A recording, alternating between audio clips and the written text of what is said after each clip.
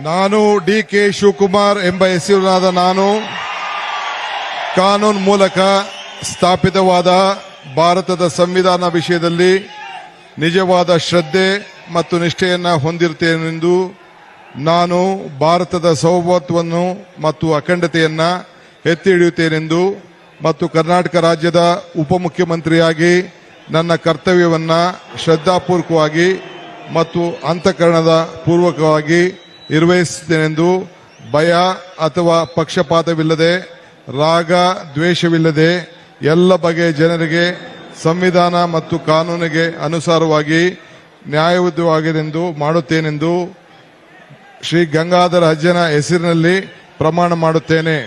ಶ್ರದ್ಧಾಪೂರ್ವಕವಾಗಿ ದೃಢೀಕರಣವನ್ನು ಮಾಡುತ್ತೇನೆ. ಗರ್ದಿಗಮ್ಮತ್ ವೀಕ್ಷಕರಿಗೆ ನಮಸ್ಕಾರಗಳ್ರಿ. ಗರ್ದಿಗಮ್ಮತ್ ಪೇಜ್ ಫಾಲೋವರ್ ಆಗ್ರಿ, ಯೂಟ್ಯೂಬ್ ಸಬ್ಸ್ಕ್ರೈಬ್ ಆಗ್ರಿ, ಶೇರ್ ಮಾಡಿರಿ, ಲೈಕ್ ಮಾಡಿರಿ, ಕಮೆಂಟ್ ಮಾಡಿರಿ.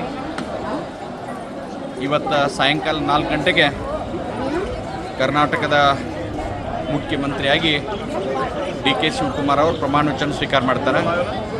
ಇನ್ನು 2 ವರ್ಷ ಅವಧಿಯೊಳಗೆ ಕರ್ನಾಟಕ ಅನೇಕ ನಿರೀಕ್ಷೆಗಳನ್ನ ಇಟ್ಕೊಂಡೈತಿ, ಅವ್ರ ಮೇಲೆ ಭರವಸೆ ಇಟ್ಕೊಂಡೈತೆ. ಇವತ್ತು ಮೊದಲೇ ಒಂದು ಹಂಚಿಕೆ ಒಳಗೆ 10, 12, 13 ಮಂದಿ ಎಷ್ಟು ಮಾಡ್ತಾರೆ. ಅವ್ರು ಡೆಪ್ಟಿ ಸಿ ಎಂ ಮಾಡ್ತಾರೆ, ಏನು ಮಾಡ್ತಾರೆ ಗೊತ್ತಿಲ್ಲ. ಆದರೆ ಒಂದೇ ಒಂದು ನಾನು ಈ ಮುಖ್ಯಮಂತ್ರಿಯಾಗಿ ಪ್ರಮಾಣ ವಚನ ಸ್ವೀಕಾರ ಮಾಡೋರು ಕೂಡ ಹಿಡ್ಕೊಂಡು ಮುಖ್ಯಮಂತ್ರಿ ಹಿಡ್ಕೊಂಡು ಮಂತ್ರಿಗಳಿಗೆ ನೀವು ಪ್ರಮಾಣ ವಚನ ತಗೊಳ್ಳೋತ್ನಾಗ ಏನಂತ ತಗೋತೀರಿ? ರಾಗ ದ್ವೇಷ ಇಲ್ಲದೆ ಸಂವಿಧಾನಬದ್ಧವಾಗಿ ಒಂದು ಅಖಂಡತೆ ಏಕತೆಯನ್ನು ನಾವು ಇದು ಮಾಡ್ತೀವಿ. ಯಾರಿಗೂ ತೊಂದರೆ ಆಗದಂಗೆ ನಾವು ಜನಸಾಮಾನ್ಯರ ಜೊತೆ ನಾವು ಒಳ್ಳೆ ಆಡಳಿತ ಕೊಡ್ತೇವಂತ ನೀವು ಪ್ರಮಾಣ ವಚನ ಹಾನಿ ಮಾಡಿ ದೇವ್ರ ಮ್ಯಾಗ ಹಾನಿ ಮಾಡಿ ಹೇಳ್ತಿರ್ತೀರಿ.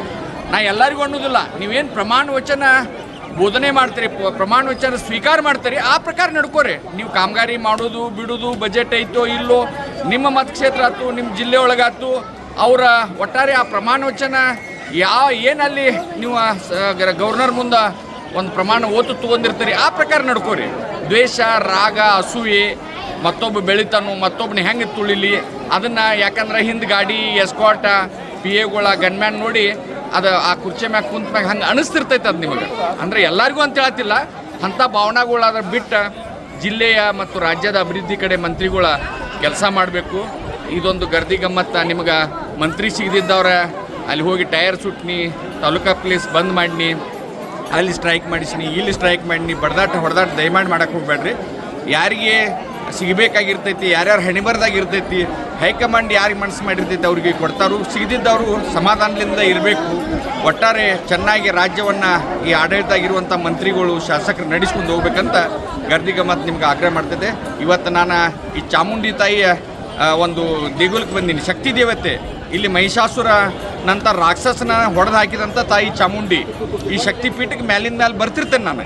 ಯಾಕೋ ಇಲ್ಲಿ ಇವತ್ತು ಕರೆಸ್ಕೊಂಡಾಳ. ಇದನ್ನೊಂದು ಸಲಹೆಯನ್ನು ಒಂದು ಈ ಪ್ರಮಾಣ ವಚನ ಸ್ವೀಕಾರ ಮಾಡುವ ಮಂತ್ರಿಗಳಿಗೆ, ಮುಖ್ಯಮಂತ್ರಿಗಳಿಗೆ ಒಂದು ವಿನಂತಿಯನ್ನು, ಒಂದು ಆಗ್ರಹವನ್ನು ಮಾಡ್ತೇನೆ. ಆ ಪ್ರಕಾರ ನಡ್ಕೋಬೇಕಂತೇಳಿ ನಾನು ಕೇಳ್ಕೊತೀನಿ. ನಮಸ್ಕಾರ.